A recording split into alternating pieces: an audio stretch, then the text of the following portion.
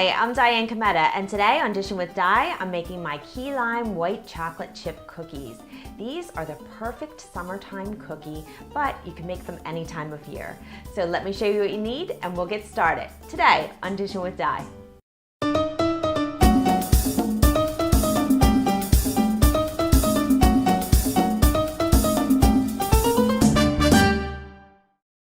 You need some room temperature unsalted butter, some granulated sugar, some key lime zest or regular lime zest, some all-purpose flour, some sweetened shredded coconut that has been finely chopped, some baking powder and salt, an egg and an egg yolk at room temperature, some key lime or lime juice at room temperature, some white chocolate chips, and some pure vanilla extract.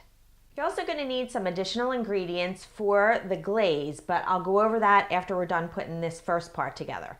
Now, the one thing I want to point out is that when you do juice your lime and zest your lime, the best thing to do is first wash them off, of course, but I like to take the limes and put them in the microwave for about 30 to 45 seconds, and that heat in there helps to soften them up a little bit, and it gets you all the juice out of the lime, especially if they were refrigerated. Then after that's warmed, then you zest it and then you juice your lime. You don't want to try to juice it and then try to take the zest off. So it's much easier to zest them first. Now today I'm using regular limes instead of key limes. Now I know I said it's a key lime white chocolate chip cookie, but I made them as key lime white chocolate chip cookies originally, and then when I went to make them again, no more key limes at the store and no more key lime juice to be found except on the internet, and that was like too long for me to get it to do this recipe. But I made them already with the regular lime juice, and I have to tell you, there is really no noticeable difference. So regular lime juice or key lime juice, you can still call them key lime white chocolate chip cookies. So let's get started. The first thing that we're gonna do is take our dry ingredients, which is our all-purpose flour, our baking powder and salt, and we're gonna put this into a bowl along with the coconut and whisk it together. Now, the coconut gives it a little bit of extra texture, a little bit of extra sweetness because it's the sweetened coconut, and it just adds something in the background that nobody is really going to know. And I like to cut it up. You don't have to cut it up extra fine if you don't want to, but I like it really minced like that because then you're not biting into it and getting like a big piece of coconut in there. And I just don't like that. So you can do what you want with it, but this is all you have to do is just throw it in there and then just set this aside. Now, I do have my oven preheating to 325 degrees, and I have a rack in the very center, and I also have a couple of baking sheets that I've lined with parchment paper. You can line them with parchment paper, wax paper, or you don't have to line them at all. So next thing we're gonna do is take the sugar and the zest from the lime and put that in a bowl together, and you are going to rub this together and really rub it. You can even go like this with your hands and rub it. You're going to start to really smell that lime. It smells absolutely delicious, and what this is doing is this is helping to release extra flavor from the zest. Whereas if you just put this into the dough, in the batter, just as is, it would give you that lime flavor, but not as much as this. So this is a little trick I do with a lot of recipes that involve using lemon zest, lime zest, orange zest. So it's something that you might want to, start trying and see how, you like it in your recipes. But you want to get it and you'll really smell it, and the sugar will start to feel damp. So it kind of looks like this, and it smells fabulous in here.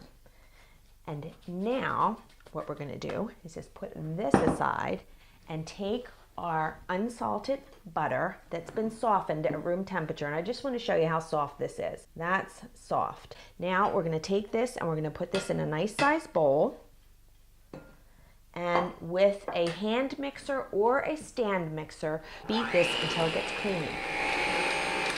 Okay, that looks good, just to get it smooth. And now I'm gonna take my sugar and I'm gonna put this in here gradually while the mixer is on. So just get that ready and put a little bit in.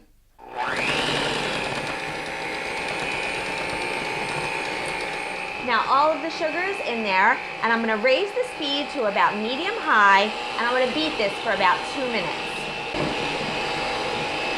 Okay, so that's what it looks like after about 2 minutes. And now we're gonna add the egg and the egg yolk. Now I have whisked this together lightly so it's combined, and I'm just gonna gradually pour this in with the mixer on low. All right, now I'm gonna add in my vanilla extract. Now, if you watch the haul video, you know that I like the pure vanilla extract. This is the Madagascar bourbon. And I'm just gonna add a little bit of this in here. Combine that thoroughly. Now, it's fine to mix thoroughly and blend everything thoroughly now because we haven't added in the flour yet. So I'm just gonna give this a little scrape. And then I'm gonna put my flour in. I'm noticing this mixer is pretty powerful. I usually use my stand mixer for this, and my old mixer was like 25 years old. That thing, that was like on its last leg, so I can really see the difference with this. So now I'm just gonna gradually put some of this flour in. I'm gonna use a spoon and just scoop it in a little bit at a time. I didn't want to mix that too much because now we're going to add in the lime juice. Just until it's combined, and it's going to be kind of sticky.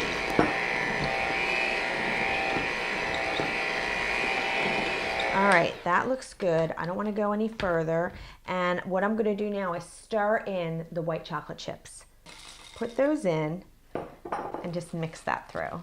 That looks perfect. And now I'm just gonna take my baking sheet, and I have here a small ice cream scoop, because if you take a look at this batter, you're not gonna be able to like pick this up with your hand and roll it or anything like that. You are gonna need a scoop or 2 spoons. So I'll show you both ways to do this. So what you're gonna do is just grab some of the dough and put that on your baking sheet, just like that.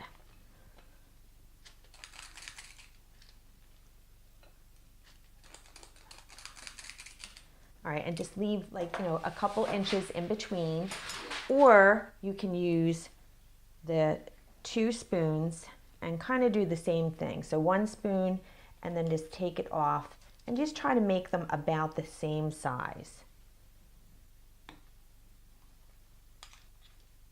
And now I'm just going to continue here, and then we'll go to the next step. All of my cookie dough balls are done. I have about 36, so that's 3 dozen. And I'm gonna take this and put this into my 325-degree oven for approximately 14 minutes.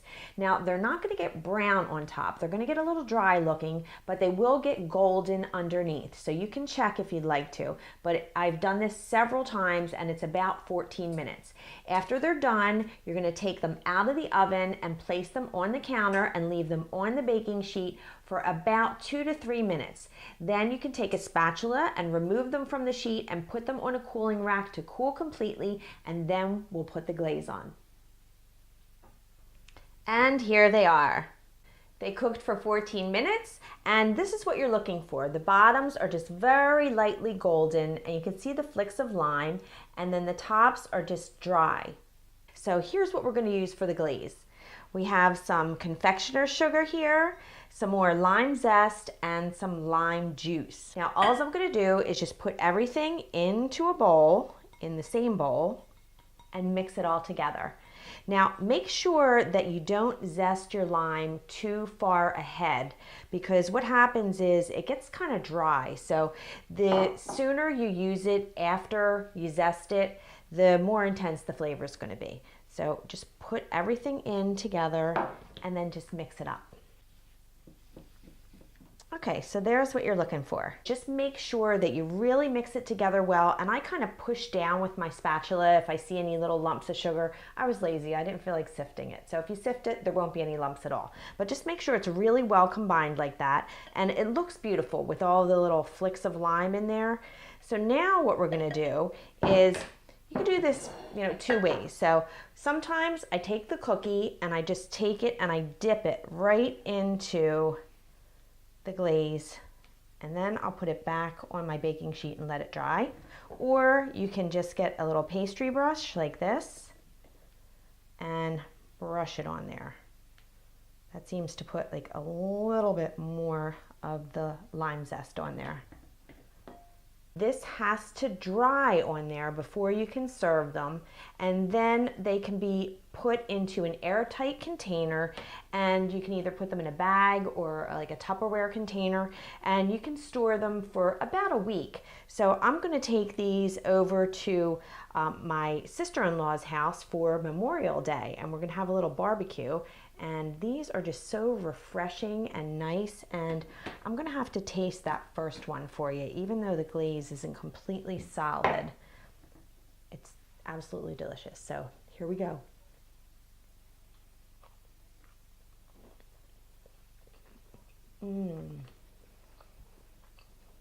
Lime, love that. And I got a chocolate chip, a white chocolate chip too, so I love the little contrast in texture and flavor, and little tiny piece of the coconut in there too, so it's like the little mystery flavor. Really great, perfect for the summer, for all of your holiday parties. They travel well, and if it's not summertime, it'll bring the summertime to you.